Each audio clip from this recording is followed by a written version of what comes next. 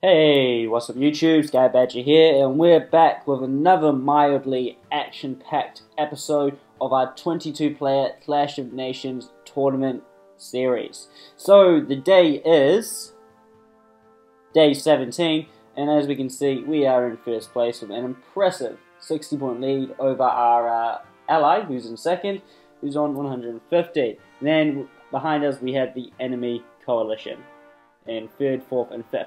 But that's not too much of an issue. Once again, world's wealthiest nation stats, not going to go over it. I actually covered this yesterday, I believe, so, you know, still 10th place on 1%. So we'll skip over that and we'll just get to what's changed since the last time I recorded, which I don't believe is all that much. So down here in Turkey, our forces engaged 3 large Egyptian armies, and we took a hammering. However, we were able to defend and repel them and push them back. Now, for going into the battle, we had 14 troops in the region, and these here are all that's left, down to 5. So although we lost 10 troops in the fighting, I believe we were going up against 20 in total. So, you know, we came out relatively well.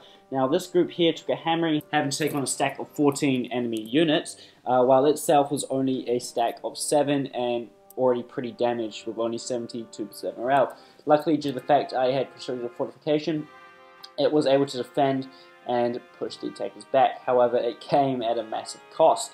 If we have a look in the newspaper in general at ourselves and how the battles have been going, we can see that we're, in most theaters, we're actually doing okay. So against the Egyptians, we have taken a lot of casualties. Now, immediately, the Egyptians came in at the right time when we were already pretty weak. So we went straight from fighting in the Caucasus to fighting Poland at the same time, and then Romania on top of that. And then, of course, we ended up fighting Yugoslavia, and then immediately after that, Egypt became involved, and then at the same time, we had to get involved with Algeria. So over the past few days, I mean, at one point, I was fighting for opposition players. So, you know, it's not surprising that against Egypt, he's had a little bit more luck and has taken, you know, 2 losses for everyone I've taken. However, the other players who got the brunt of my force early on haven't been so lucky. As we can see here, for every loss I've taken against Yugoslavia, he's taken approximately 3. Romania took a pretty bloody good thrashing, and that was when my forces were still at their peak and still incredibly strong. So we can see there that, you know, for every loss I took, every man that died, he lost 5. So, you know, we have done pretty well in that respect. And even here against the Algerians, we can see that, what's that math there? Like, for every 1 soldier I've taken, he's lost 18? Could be wrong. That's just some quick math right there. So, you know, we're actually doing pretty well, and that's not going to last much for longer. Our armies are at the point where it could collapse at any point. Now, I don't know what troops Egypt has left, Algeria has left. It can't be too much, but if I run into any more large groups, it is at the point where my army could collapse, especially here in Turkey. Here in Turkey, after the fighting yesterday, although I was able to kill a large number of enemy troops, I'm left with very little in the way of defense. My anti-air guns and anti-air equipment is pretty much done. I've got a few commandos that are left over, and they're pretty weak, they're tired. I've got artillery in the region, I've got some more commandos coming down.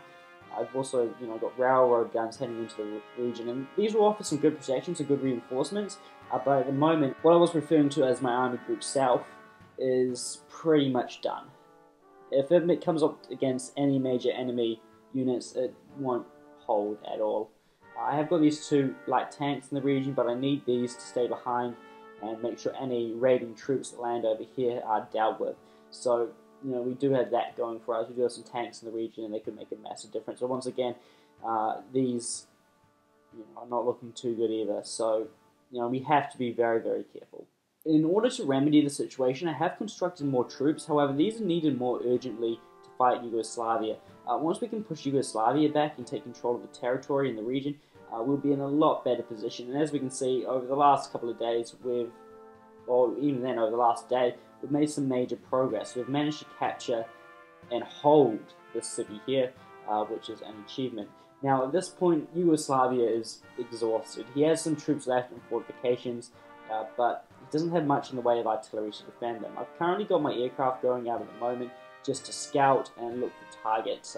I'm not too keen on engaging these, considering they are level 3 anti-aircraft guns in fortifications. I'd be very stupid to try to take these on, especially considering the state of my army at the moment. So although we do have some larger formations in the region, as we can see here, just in these few provinces alone, we have a pretty decent formation. Once again, we're relatively weak. It wouldn't take much.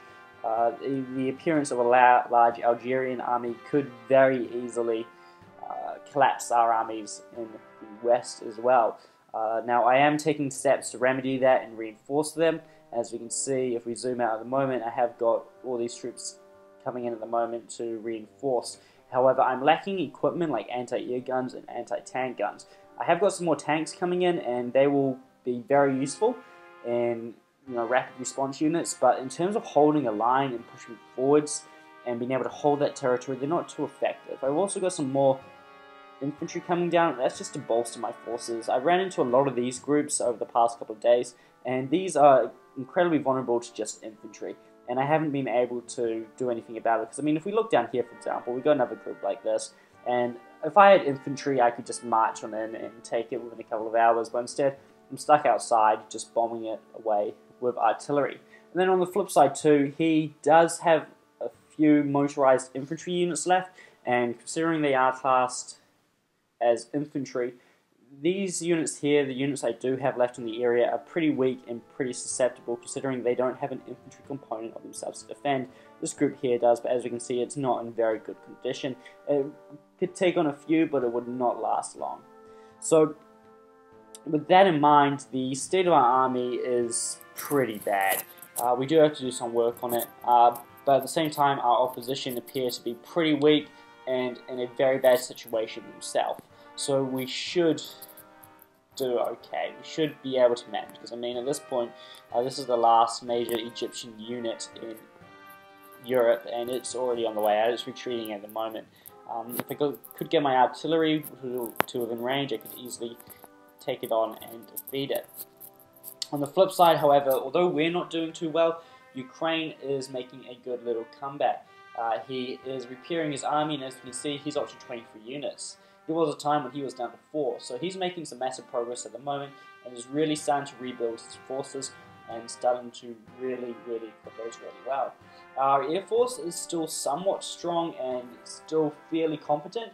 I'm 100% sure, and that if it came down to it, we could definitely put our Air Force on the line to save losses in our army, and we could probably very easily replace those losses too, but at the moment we can't really afford to do anything too much. We need our spies at day change, which is in about half an hour, so we can't afford to spend any money. So yeah, we're stuck for money at the moment, and that's really inhibiting our ability to do anything. So in terms of what we're researching at the moment, as you can see, we're researching battleship and aircraft carrier. Over the past few days, there's been a lot of enemy naval activity in the English Channel, and our allies have not been able to manage with it at all. They have done some damage, but I don't want enemy troops raiding off and around and getting into our way, so I'm starting to build the one fleet group I talked about building, and that's actually making some good progress at the moment. Have a look in here. This cruiser is just about done, and we have a cruiser up here that is nearly done as well. Once these cruisers are done, I can effectively launch the fleet, and it will be able to operate like any other fleet I would. It has the range, it has some ability to take on surface ships, some ability to take on submarines, and that's all it needs. It does lack the ability to scout and protect itself with aircraft carriers, but it will be effective for the time being. We're also operating our ports at the moment to get to level 3, so when we do get our research done, we can start producing the aircraft carriers and battleships that we need. On top of that, we're also building some upgrades to our industrial centres, just so we can get troops pumping out fast, so we can get some more goods, get in more food. But the main purpose of these upgrades here is just troop production time, bringing that down and making sure that when we need troops, we can smash them and get them to the front lines faster. Now, we are still training commandos, and if you have a look in here, you can see I've lined up a few commandos as well. You can see, and there should be one more of these, if I'm correct. Oh no, that makes sense. Yeah, because one of the cruisers is already done. The other one will be built here, and that is, yeah, that's 2, plus the one here. Yeah, okay, so there is 5 crews of them, which actually that's all good to go. So, keeping that in mind, once the day change ticks over, and we can afford to start spending some money again, I'll splash out and purchase a new round of infantry, aircraft, and tanks. This time though, I'm going to have to go for anti-air and anti-tank guns, and I'm also going to need to buy a few more tactical bombers and a few more interceptors, because I can see myself losing some over the next couple of days. So that's the plan at the moment. Now on top of that, we also have to be careful, because although our food has recovered somewhat from the 3,000 we were down to just after day change yesterday, we still have a fair bit of work to do, and that's where all our spies are at the moment. As you can see, we've got a lot of our spies in food producing provinces and in our capital. Hopefully they can stop enemy spies, and then we can move on, we can redeploy them to get intel. However, at the moment, I think we should be all good. Egyptian destroyers, that's the one. Now, with our artillery yesterday as well, we were able to deal some good damage to this battleship right here. As we can see, it's down to 50%. We was at about 62% yesterday when we first started engaging it. So that's some good progress right there, considering we were using railroad guns, which are not meant for anti-ship. We were able to deal some good damage without taking any hits ourselves. So hopefully that will keep him away from our coast, and we should be good from here. So I'm going to call the episode here. Basically, I'm just going to spend the rest of the day watching these positions here. These groups down here, I'm going to post them on the border to aid the deterrent. However, if anything advances, I'm going to regroup them, and then they'll stand a better chance. Because I mean, at the moment, both of these are pretty weak. But together, they're still pretty confident, especially with another commando in there. So that's what's happening at the moment. Next round of troops I build may come down here. I don't know. I have to see how it goes. I have got some minor reinforcements coming down, but nothing substantial. Nothing's going to make a major difference. Over here, I'm just going to continue scouting out. So as we can see, none of those are targets I want to engage at the moment. So let's control over there. Split up the tactical bombers. Get them controlling a little deeper. And then once we've got an intel, we can find some targets hopefully that we can hit, and we can go out there and we can destroy it. But at the moment, this unit here just staying in this city here to make sure it doesn't rebel. You can't really advance too far. So thank you for watching, and I'll see you in the next.